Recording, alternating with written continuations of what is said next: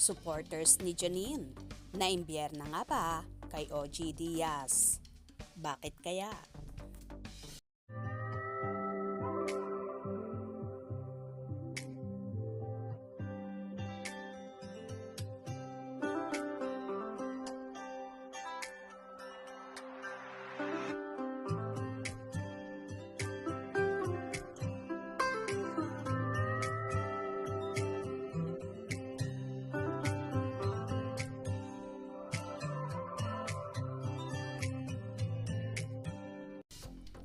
Sa pinaka-latest updates ni OG Diaz sa kanilang Showbiz Updates channel, nabanggit ng vlogger at talent manager na tila raw nagagalit sa kanila ang supporters ni Janine Gutierrez at Paolo Avellino or ang love team nilang Paunin.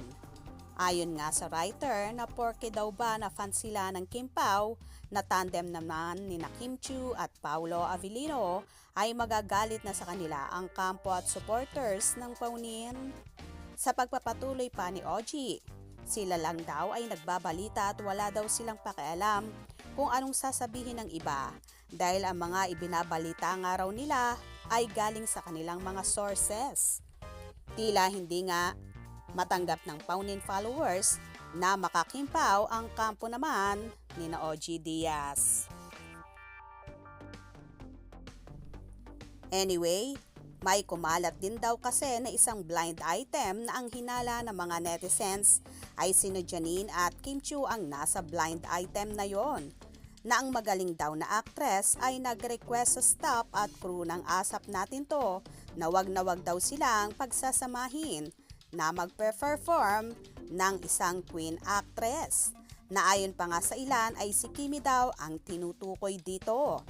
Kahit daw ipakilala ni Nini si Kim ay ayaw daw ng dalaga. Magkasama kasi ang dalawa sa Sunday variety show na Asap Natin To.